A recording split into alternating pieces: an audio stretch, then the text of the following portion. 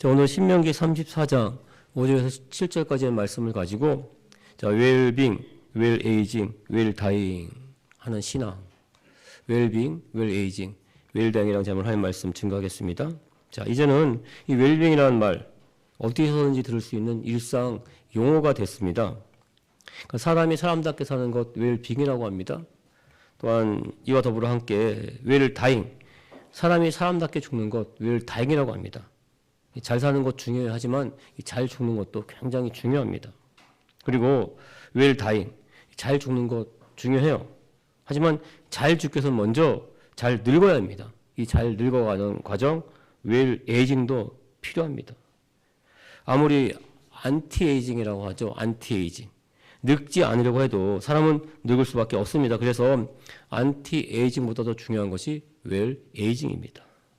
그래서 요즘은 사람이 사람답게 사는 웰빙, 그리고 사람이 사람답게 죽는 웰다잉, 또 사람답게 늙어가는 웰에이징, 이 세 가지 모두가 잘 조화를 이루어야만 행복할 수 있고 또한 행복한 삶을 살았다 고백할 수가 있습니다.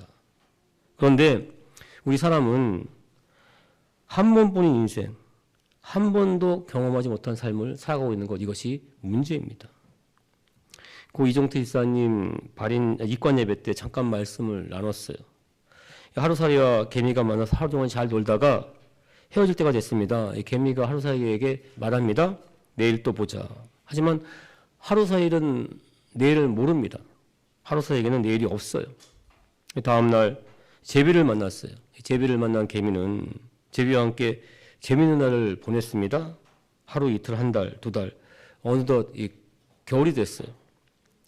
이 제비는 개미에게 우리 꽃피는 봄이 오면 내년에 다시 만나자. 하지만 개미는 내년을 몰라요. 이 개미에게는 내년이 없습니다. 우리 사람도 마찬가지입니다. 죽으면 끝나는 인생, 단 한 번뿐인 인생이라고 해요. 하지만 우리 하나님의 백성들, 우리 기독교인들에 있어서 이 죽음은 한 번뿐인 인생 결코 아닙니다. 천국 하나님의 나라가 우리를 기다리고 있기 때문입니다. 한 번뿐인 인생, 죽음으로 끝나는 닫힘은 결코 아니에요. 우리 기독교인들에게 있어서 죽음은 또 다른 문, 천국 문이 열리는 기회요. 그래서 축복이고 은혜인 줄 믿습니다. 그래서 역설적으로 한 번뿐인 인생 잘 살아야 됩니다. 하나님 은혜 가운데 잘 살아야 돼요.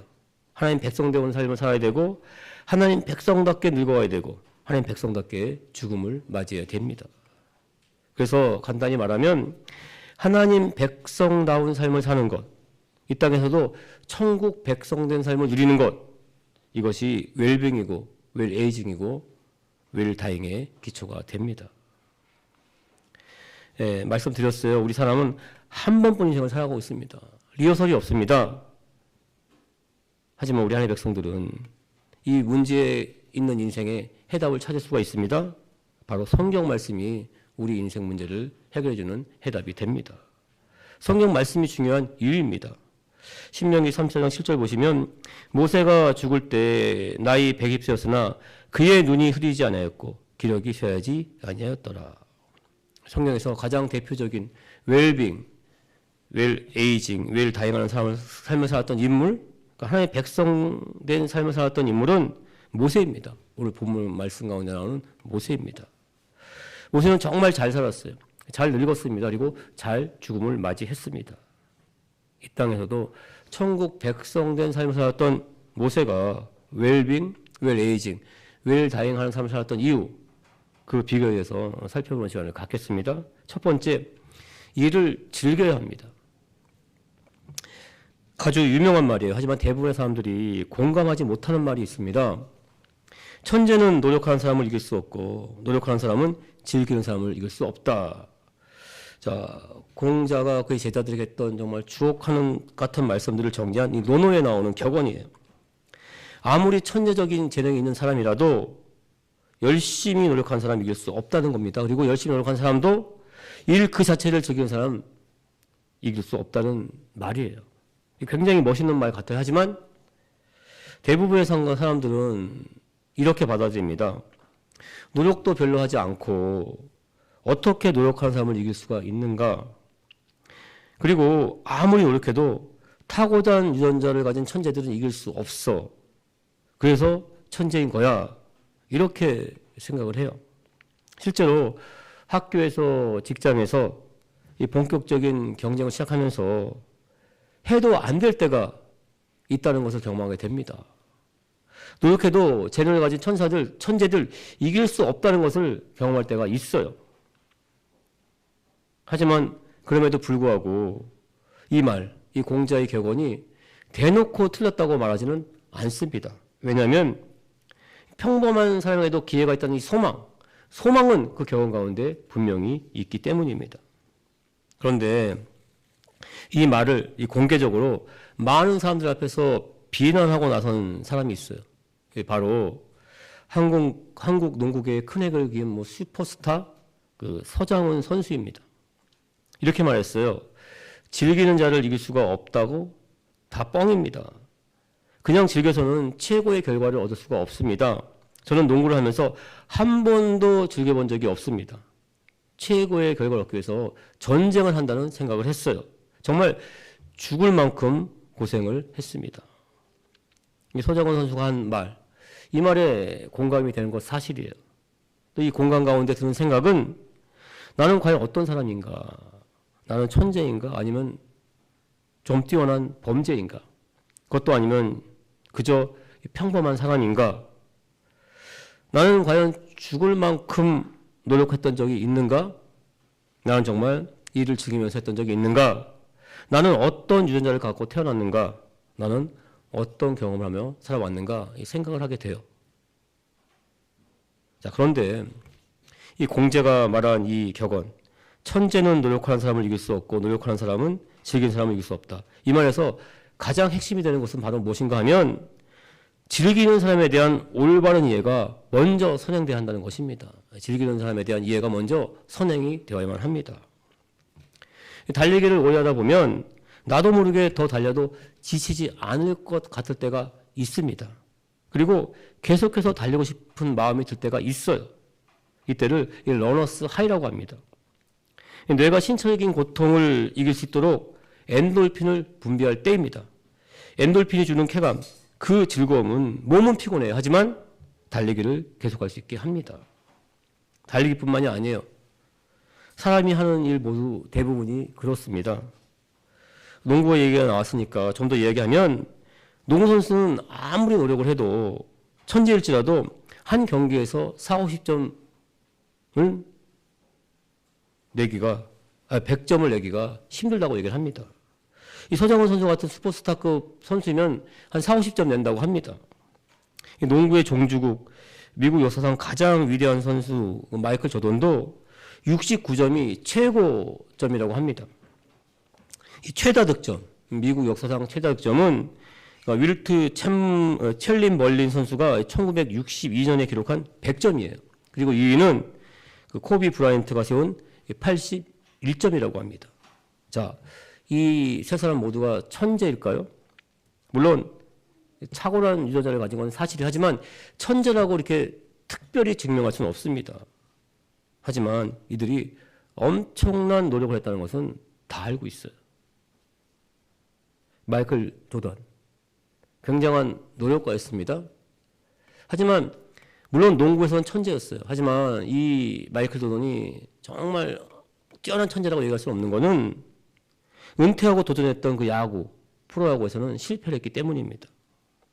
그런데 자, 이 세 명의 경기를 보면 특히 마이클 조던의 농구 경기를 보면 농구를 잘 몰라도 정말 농구를 즐기면서 하고 있다는 것은 단번에 알 수가 있어요. 느끼게 됩니다. 즉 이들이 하고 있는 농구는 이미 노력한 만큼 보여주는 수준을 넘어서 즐기는 수준이라는 것입니다. 오늘 말씀의 핵심도 같습니다. 즐긴다는 것은 엄청난 노력을 한 자만이 도달할 수 있는 수준이라는 거예요. 즐긴다는 것은 엄청난 노력을 한 자만이 도달할 수 있는 수준이라는 것입니다. 그래서 서장훈 선수는 죽을 만큼 고생했다고 말한 것입니다. 자, 그런데 우리가 꼭 알아야 될 것이 있습니다. 그것은 서장훈 선수가 말한 것처럼 고생으로만 끝나서는 안 된다는 거예요. 고생으로만. 또한 그리고 천재든 노력하는 사람이든 즐기던 사람이든 인격이 올바르지 못하면 이 공자의 명언은 이 격언은 아무런 의미가 없습니다. 요즘 한창 이슈의 중심이 되고 있는 전기 자동차, 이 테슬라를 만든 일론 머스크를 보면 분명히 알 수 있어요. 일론 머스크 누가 봐도 천재입니다. 엄청난 노력가예요. 심지어 이를 즐기기까지 해요. 하지만 이 심심치 않게 터지는 그 사생활 논란, 그리고 SNS의 수준을 보게 되면은 존경심은 들지 않습니다. 자, 오늘 본 말씀에 나오는 모세도 한때는 일론 머스크와 같은 삶을 살았어요. 물론 하나님의 섭리하신 가운데 일어난 사건이었습니다. 하지만 모세는 나일강에 벌어졌다가 죽을 뻔했다가 살아난 인물이에요. 또 살아나서 당시 최강대국 애굽의 왕자가 됩니다. 자, 물에서 건져내온 아이입니다. 근본을 알 수가 없어요. 이 아이가 왕궁의 그 치열한 암투 가운데 살아남아서 이 왕자가 됐다는 것. 그것은 타고난 재능이 있다는 것입니다. 그리고 엄청난 노력도 했다는 것입니다. 그리고 그러니까 유모인 어머니에게서 어디서부터 들은 말이 있습니다. 너는 전지전능한 하나님의 백성이다. 하나님께서 너를 쓰시고자 너를 물에서 건져 올렸다. 너를 왕자로 세웠다. 이 말이에요. 이 말은 모세 자신이 앞으로 해야 될 일, 그 일에 대한 사명감을 갖게 했습니다. 당연히 자부심이 있었어요. 그리고 그 일에 대한 그 일을 즐기기도 했어요. 그런데 지난 시간에 말씀을 드렸습니다. 동족이 이스라엘 백성들은 모세의 그 호의 거절하고 배신합니다. 왜일까요? 순간적인 혈기, 분노를 참지 못하고 애굽인을 때려 죽였기 때문입니다. 그 성격에서 찾아볼 수가 있습니다. 모세는 정말 하루아침에 왕좌에서 살인자로 전락하게 돼요. 도망자로 40년 동안 살아가게 됩니다. 광야 40년 동안 모세는 타고난 재능, 열심, 노력, 그 모든 것을 잃었어요. 잊어버리고 삽니다. 그런데 하나님을 만납니다. 하나님이 모세 앞에 나타나십니다. 하나님을 만난 모세는 그 광야 40년이 결코, 그 세월이 결코 고생이 아니었다는 것을 깨닫게 돼요. 알게 됩니다. 그리고 왕자가 되기까지, 또 왕자가 될 수 있던 그 재능, 노력, 열심, 이스라엘 백성들을 광야 40년 동안 인도하면서 빛을 발하게 됩니다. 이 모세는 이스라엘 백성들이 속을 썩여도 결코 분노하지 않았습니다. 오히려 자신에게 주어진 사명이라고 생각을 했습니다. 그러니까 즐겁게 받아들였어요. 그래서 목숨을 걸고 이스라엘 백성들을 위해 기도할 수 있었던 것입니다. 민수기 12장 3절 보시면 이 사람 모세는 온유함이 지면의 모든 사람보다 더하더라. 하나님부터 이 세상 가운데 가장 온유한 자라고 인정을 받습니다. 그렇습니다. 이를 즐기기 위해서는 하나님께 받은 은혜, 그 은혜에서 시작이 되어야만 합니다. 하나님께서는 광야 가운데 양을 치던 모세처럼 지금 내가 가진 재능, 노력, 지금은 볼품 없을지라도 하나님께서는 그 모든 것을 화합하여 최고의 손으로 최고로 좋게 만드실 줄 믿습니다. 또한 광야에서 이스라엘 백성들이 인도한 모세처럼 지금은 힘들고 어려워도 기쁨과 감사함으로 주어진 일, 사명을 감당할 수 있도록 하나님께서 또한 우리에게 능력을 덧입혀 줄 믿습니다. 우리 성도님들, 타고난 천재보다 열심, 노력하는 사람보다 먼저 하나님의 사람이 되시길 주님의 이름으로 축원드립니다. 내게 주어진 일, 사명을 즐기게 될 줄 믿습니다. 웰빙, 웰에이징, 웰다잉하는 삶을 살게 될 줄 믿습니다. 두 번째, 하나님을 만나야 합니다. 하나님을 즐겨야 돼요. 세강 예도를 재밌게 보고 있어요. 보다 보니까 이 선수들에 대한 이야기, 그리고 선수들이 어떻게 최강 야구를 시작했는지, 또한 그 더가웃에서 펼쳐지는 소소한 이야기들이 정말 재미있게 다가옵니다. 그러다 보니까 이 최강 야구와 관련된 이야기를 넘어서 야구 자체에 관심을 갖게 됐어요. 이건 저뿐만이 아닐 것 같습니다. 최강 야구가 주는 선한 영향력인 것 같아요. 관심을 갖다 보니까 유튜브에 올라온 동영상 하나가 눈에 띄었어요. LA에서 만나는 강정호, 제가 지원 제가 많습니다. 야구 아카데미 운영하며 어린 선수들 지도, 도미니카 리그에서 만난 선교사와 신앙의 힘. 굉장히 긴 제목을 가진 동영상이었습니다. 그런데 제가 지은 죄가 많습니다. 이 말에 끌려서 클릭을 했어요. 그리고 오래전에 이 강정호 선수는 엄청난 재능을 가졌음에도 불구하고 3번의 음주운전으로 모든 것을 잃은 야구선수라는 기사를 본 적이 있었기 때문입니다. 이 사실 강정호 선수는 미국 메이저리그에서 동양인으로서는 처음 그러니까 실버 슬러거상 후보로 거론될 정도로 승승장구하는 탑 클래스 메이저 리그였습니다. 그러던 그가 음주운전으로 메이저 리그는 물론이고 우리나라에서도 선수를 야구를 할 수 없게 됐어요. 굉장히 안타까운 일이었습니다. 그런데 강정호 선수는 유튜브에서 자신의 근황을 담담히 전합니다. 전하는 가운데 먼저 자신의 잘못을 회개해요. 그리고 그때보다 그러니까 메이저 리그로서 부와 명예를 누릴 때보다 자신이 하고 싶은 야구 마음껏 할 때보다 지금이 더 좋다는 믿음의 고백을 하는 것을 보고 들었습니다. 한번 동영상 보시겠습니다. 네, 지금 이제 크리스천이 돼가지고 열심히 교회 다니고 회개하고 살고 있습니다. 제가 도미니카 리그를 가면서 본의 아니게 선교사님을 만나면서 제가 또 그 길로 들어서면서 정말 회개를 많이 하고 지금까지도 이렇게 교회를 열심히 다니는 거 보면 저는 잘 됐다고 생각을 해요, 사실. 네, 왜냐면 그게 아니었더라면 저는 아직도 크리스천이 안 됐을 거고 오히려 저는 잘 됐다고 생각을 해요. 그래서 반성하게 만들어 주시고. 네. 근데 이런 게 너무 많았어요, 사실은. 그러니까 많은 분들이 그렇게 이야기를 하세요. 그렇죠. 정말 아깝다, 뭐 돈이 얼마냐, 뭐 이렇게 하는데 저는 오히려 얻은 게 더 많다고 생각해요. 만약에 와이프도 제가 교회에서 만났거든요.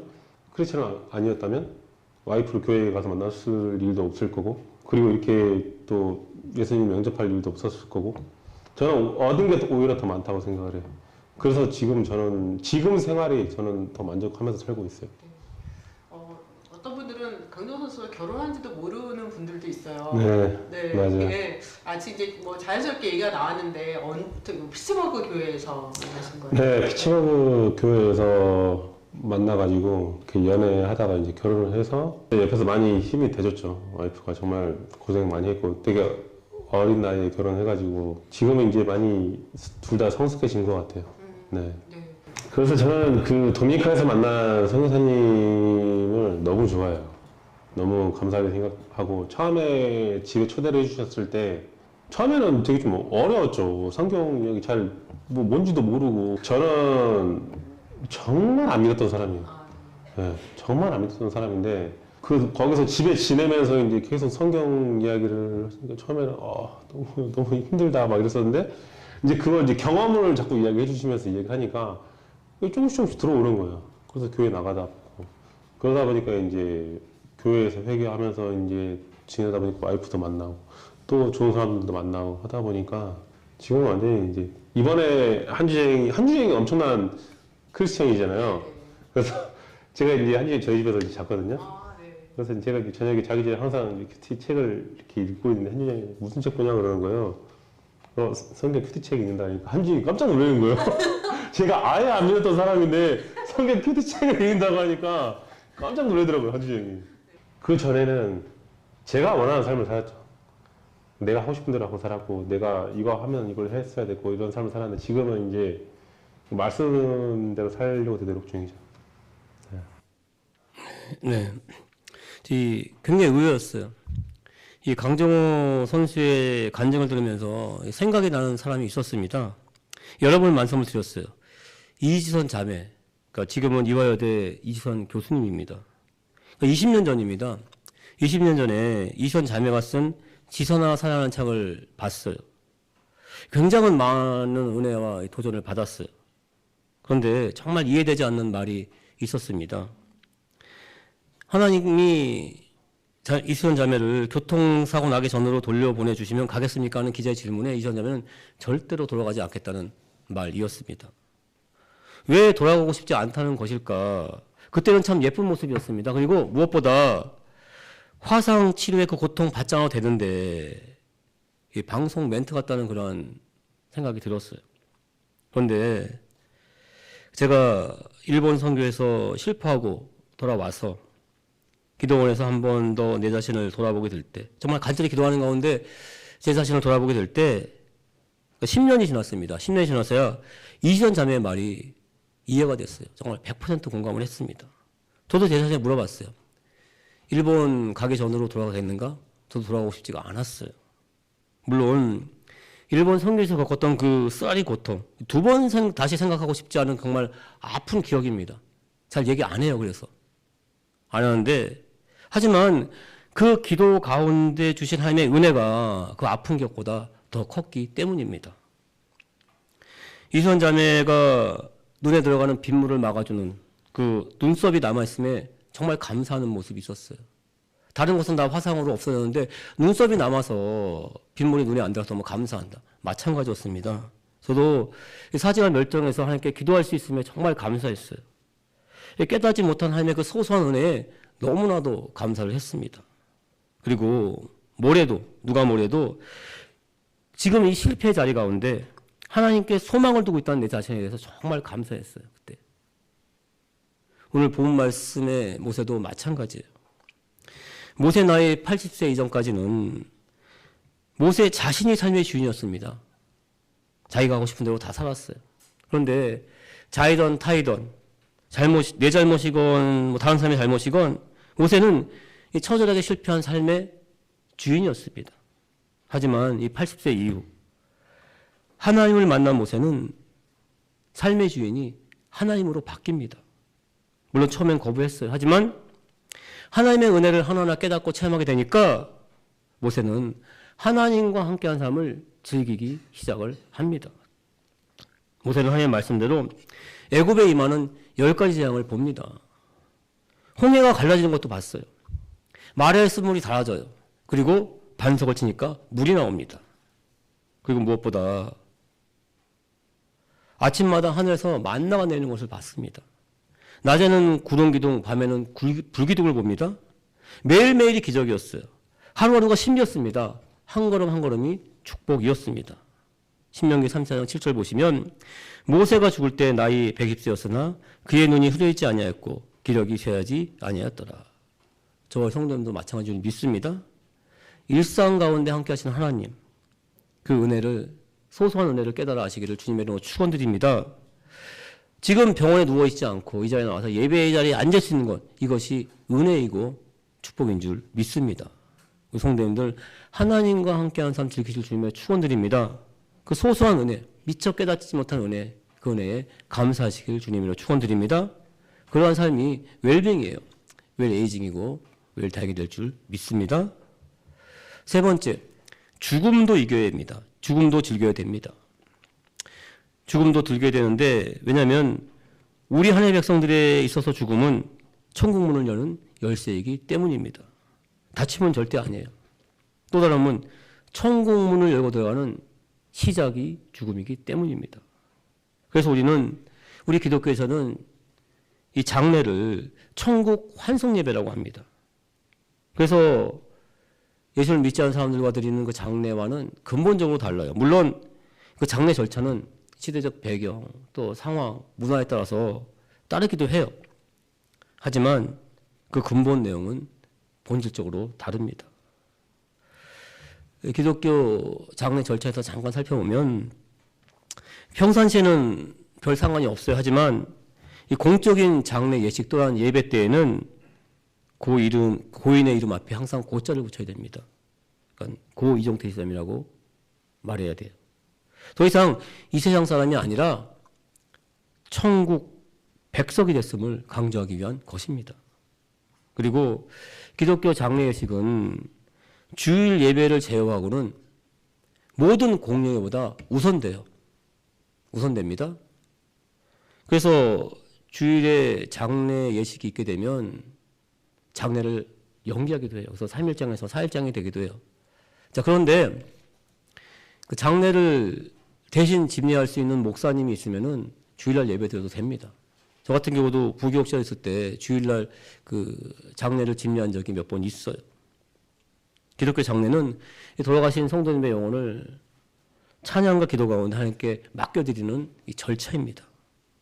목사님의 집례 아래 진행이 돼야 돼요. 그래서 가장 먼저 성도님이 인정하면 담임 목사님께 연락을 해야 됩니다. 그래서 장례 일정과 그 재반 모든 사항을 의논해야 돼요. 장례를 집례하는 목사님뿐만이 아니라 이 기독교 장례는 그 장례에 참여하는 성도님들 그 형평한 사정을 하나하나 조율되기 때문입니다. 목사님 혼자 가서 장례 집례할 수는 없어요. 성도님과 함께 가야 하기 때문에 담임 목사님께 항상 의논을 해야 합니다. 그리고 이 장례의 절차에는 임종을 드리는 임종 예배가 있어요. 그리고 시신을 염하고 관에 모시는 입관 예배가 있습니다. 그리고 이 장지로 떠나는 발인 예배가 있어요. 그리고 장지에서 관을 땅에 묻는 하관 예배가 있습니다. 또는 이 화장터나 낙골당에 하는 안치 예배가 있어요. 그리고 모든 장례를 마치고 집에 와서 드리는 위로 예배가 있습니다.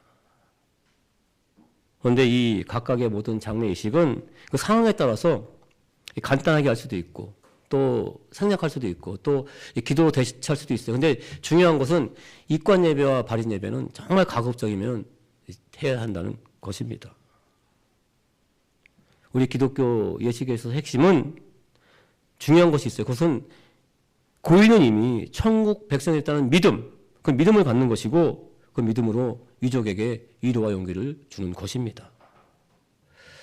방송 프로그램 태어난 김에 세계 일주 3에서 아주 먼 나라예요. 아프리카에 있는 마다가스카르에서 치러지는 장례를 봤습니다.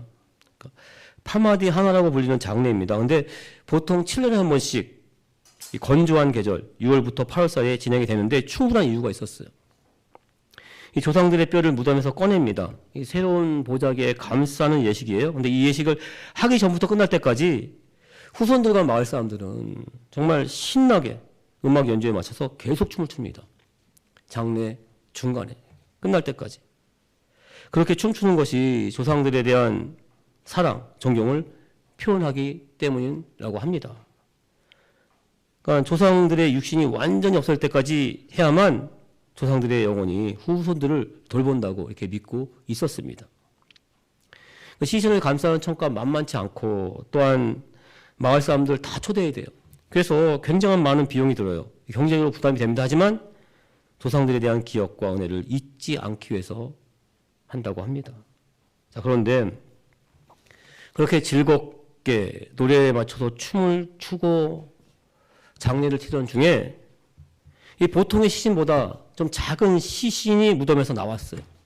나오는 것을 본 한 여인이 그 시신을 빼앗듯이 안고서는 정말 통곡하는 모습이 이 화면에 잡혔습니다.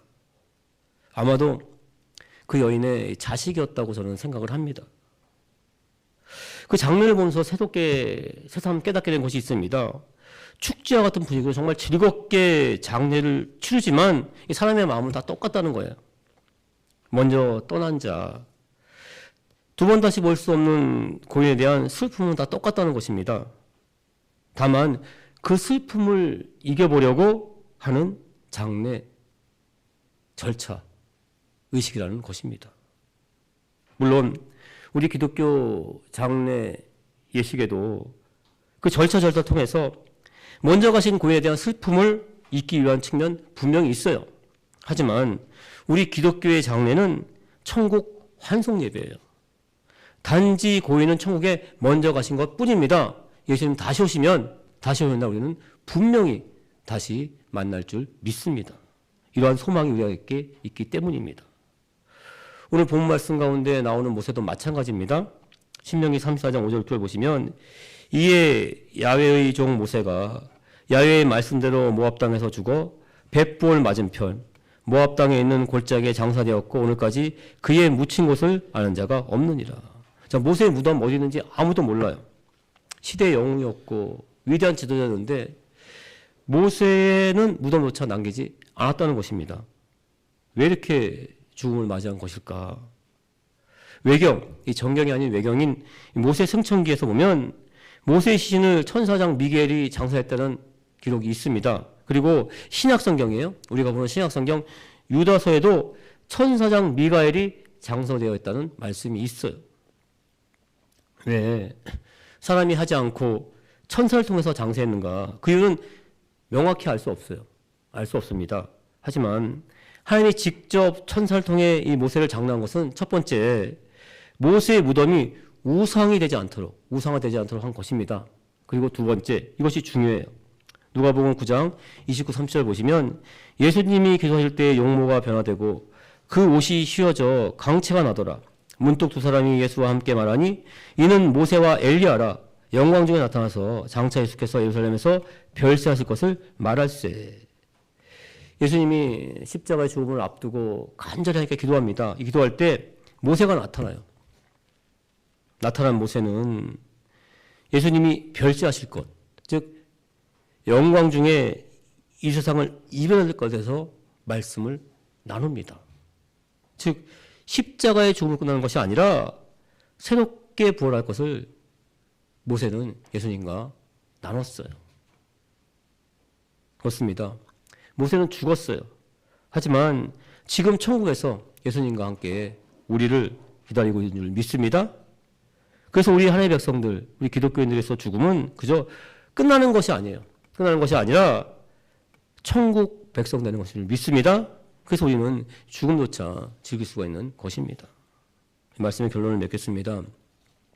신명기 3, 4장 7절 보시면 계속 말씀드리는 거예요. 모세가 죽을 때 나이 120세였으나 그의 눈이 흐려지지 아니하였고 기력이 쇠하지 아니하였더라. 모세는 죽을 때까지 눈이 흐려지지 않았어요. 기력도 쇠하지 않았습니다. 위대한 지도자의 삶을 살았어요. 그리고 지금까지 또 많은 사람들에게, 특히 우리 하나님의 백성들에게 부활의 소망을 주고 있습니다. 부활의 소망을 주는 죽음을 맞이했습니다. 웰빙, 웰에이징, 웰다잉하는 삶을 살았습니다.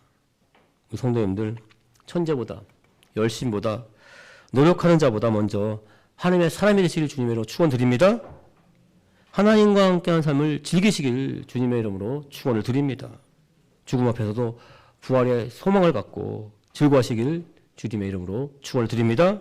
하나님의 은혜 가운데 웰빙, 웰에이징, 웰다잉하는 복된 삶을 하게 될 줄 믿습니다.